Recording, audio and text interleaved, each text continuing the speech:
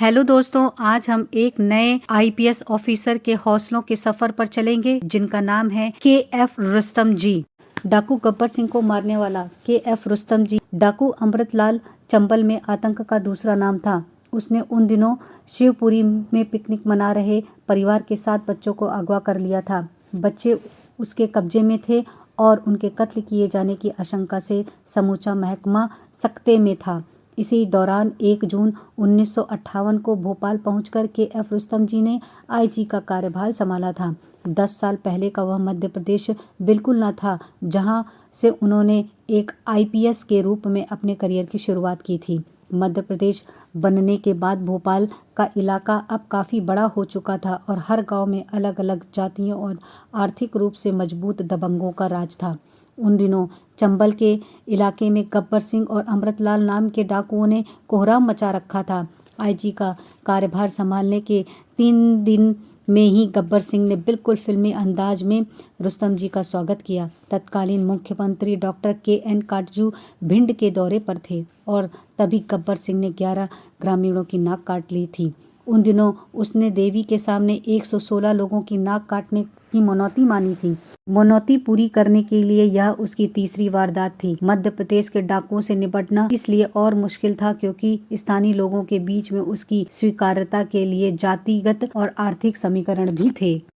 के.एफ. रुस्तम जी ने अपने प्रशिक्षण के दौरान सीखे हुए फलसफों को जमीन पर उतारते हुए इन डाकुओं के बारे में सारी सूचनाएं इकट्ठा की। दस्यु अमृतलाल उन दिनों अपने ही गैंग के एक आदमी की बीबी नैनी पर फिदा था। राठी किरार नाम का डाकू इसका पति था, जो कुछ समय पहले ही पुलिस की गोलियों से मारा गया था। राठी के मरते ही अमृतलाल ने नरैनी को पाने के लिए उसके 22 साल के भाई को उठा लिया और अब उसे अपनी बहन को लाने का हुक्म दिया। उसकी इस हरकत ने उस 22 साल के लड़के को गुस्से से भर दिया और उसने अपनी बहन को विधवा बनाने वाले की जान लेने की ठान ली। उन दिनों एक अफवाह यह भी थी कि राठी को अमृतलाल ने ही मरवाया है और पुलिस वालों की गोलियों से उसके मारने की खबर झूठी है।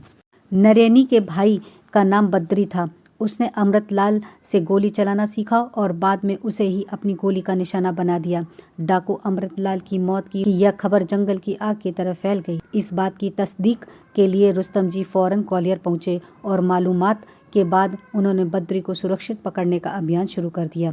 उन्होंने मध्य प्रदेश के तत्कालीन मुख्यमंत्री, मुख्य सचिव और राज्यपाल से इस बारे में बात की और बद्री को 20,000 रुपए के इनाम देने की बात तय हुई। हालांकि बाद में उसे अमृतलाल के गैंग के ही एक अन्य आदमी ने गोली मार दी। इस प्रकार अमृतलाल के खात्मे से चंबल को आतंक के एक चेहरे से मुक्ति तो मिल गई थी, पर इस तरीके के 2 से 3 डाकू अब भी वहां मौजूद थे जिनके गिरोह ने आम लोगों का जीना हराम कर रखा था। अब रुस्तम जी को इस चुनौती से निपटना था जिसके लिए वे पूरी तरह तैयार भी थे। लगभग 1 साल की मेहनत के बाद प्रधानमंत्री पंडित जवाहरलाल नेहरू के 70वें जन्मदिन पर यानी कि 14 नवंबर 1959 को मध्य प्रदेश के एक मुख्य पुलिस अधिकारी के तौर पर रुस्तम जी के पास उन्हें देने के लिए एक बड़ी खुशखबरी थी। वे पिछले 6 साल तक नेहरू जी के निजी स्टाफ के रूप में भी काम कर चुके थे।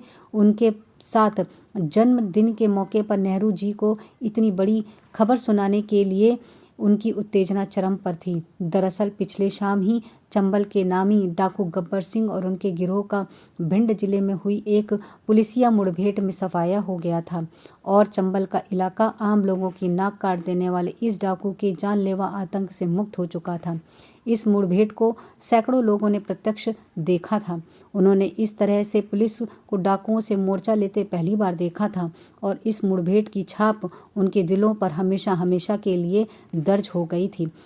इस मुठभेड़ की रिपोर्ट तैयार करने के लिए रुस्तम जी ने अभी तक की परंपरा से हट करके एक कनिष्ठ पुलिसकर्मी को चुना। गब्बर सिंह पर मध्य प्रदेश पुलिस ने 20,000 रुपए इनाम रखा, जिसमें से 5,000 मुखबिर रामचरण को दिए गए और बाकी रकम मुठभेड़ में अपनी जान की बाजी लगाने वाले 300 पुलिसकर्मियों में बांट दी गई। उत्तर प्रदेश सरकार ने उस पर 20,000 रुपए और राजस्थान सरकार ने 10,000 रुपए का इनाम रखा था।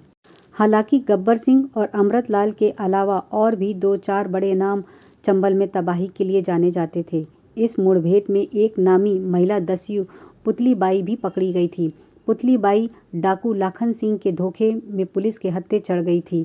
गब्बर और अमृतलाल के खात्मे होने से लाखन सिंह को पकड़ने के अभियान और भी तेज कर दिए गए थे। लाखन सिंह चंबल का ही एक अन्य खूंखार और कुख्यात डाकू था। साल 1960 की 30 दिसंबर की तारीख थी जब गब्बर सिंह के मरने के लगभग 1 साल बाद डाकू लाखन सिंह एक पुलिसिया मुठभेड़ में मारा गया। दरअसल गब्बर की मौत ने चंबल में डाकुओं का हौसला तोड़ दिया था और उनके दिलों में पुलिस का खौफ पैदा कर दिया था। उसकी मौत के बाद से खबरी बाकी डाकुओं की सूचनाएं पुलिस वालों को तब खुद ब खुद पहुंचा देते थे। इसी तरह सूचनाएं मिलने से डाकू हरदयाल भी ग्वालियर में अपने गिरोह के साथ मार दिया गया था। चंबल के इन कुख्यात सरगनाओं के मरने से बाकी डाकुओं के आत्मसमर्पण का सिलसिला शुरू हो गया। इसी मुहिम में उन दिनों गांधीवादी नेता विनोबा भावे भी चंबल में सक्रिय थे। पुलिस के काम करने के तरीके के प्रति उनका रवैया आलोचनात्मक था, जिसके चलते उनसे रुस्तम जी की तनातनी भी हुई। हालांकि इस गांधीवादी नेता के लिए उनके दिल में बेहद सम्मान था। बावजूद इसके उनकी आलोचना से पुलिसकर्मियों का जो उत्साह टूट रहा था, उसने रुस्तम जी को खुल करके उनका विरोध करने पर मजबूर कर दिया था। भारत सरकार की ओर से पद्म भूषण और पद्म विभूषण से सम्मानित पुलिस अधिकारी KF रुस्तम जी का नाम इस खुले टकराव की वजह से भी इतिहास के पन्नों में सदा के लिए दर्ज हो गया। मध्य प्रदेश के चंबल क्षेत्र को डाकुओं से मुक्ति दिलाने के उनके दृढ़ निश्चय ने नेताओं से लेकर के अन्य प्रशासनिक अधिकारियों तक का दिल जीत लिया था। उनकी यह उपलब्धि प्रशासनिक दक्षता के एक उत्कृष्ट उदाहरण के रूप में स्थापित हुई। उनकी खूबी के कारण उन्हें सीमा सुरक्षा बल के गठन का कठिन काम भी सौंप दिया गया, जिसे उन्होंने बखूबी निभाया। हिंदी की कालजयी रचना राग दरबारी की शुरुआत में साहित्यकार श्री लाल शुक्ला ने थाने में रखी कुर्सी का वर्णन यूं किया है। मध्यकाल का कोई सिंहासन रहा होगा जो अब घिस करके आराम कुर्सी बन गया था। दरोगा जी उस पर बैठे भी थे और लेटे भी थे। राग दरबारी का रचनाकार सन 1968 का है, पर उल्लेखनीय है कि भारत की आज़ादी के 75 साल बीतने के बाद भी यहाँ की सुरक्षा व्यवस्था अब तक अपने समानती और औपनिवेशिक चोले को उतार करके आम लोगों से जुड़ने में नाकाम रही है। यदि साहित्यिक धरातल से उतर करके इस कथन को प्रशासनिक संदर्भों में देखा जाए तो भारत में लोकतंत्र के सफर के कई अध्याय टटोलने पड़ेंगे। प्रथम विश्व युद्ध तक ब्रिटिश प्रशासनिक सेवा विश्व की सबसे बेहतर प्रशासनिक प्रणाली के रूप में प्रतिष्ठा पा चुकी थी। बावजूद इसके दुनिया भर में जगह जगह पर ब्रिटिश साम्राज्यवादी व्यवस्था के विरोध में स्थानीय जनता संगठित होकर के संघर्ष कर रही थी। भारत में लोकतांत्रिक तरीकों से इस आंदोलन का नेतृत्व कांग्रेस कर रही थी। बैरिस्टर मोहनदास करमचंद गांधी के दक्षिण अफ्रीका से लौट करके कांग्रेस ज्वाइन करने के बाद जनता के बीच में कांग्रेस की स्वीकार्यता लगातार बढ़ रही थी।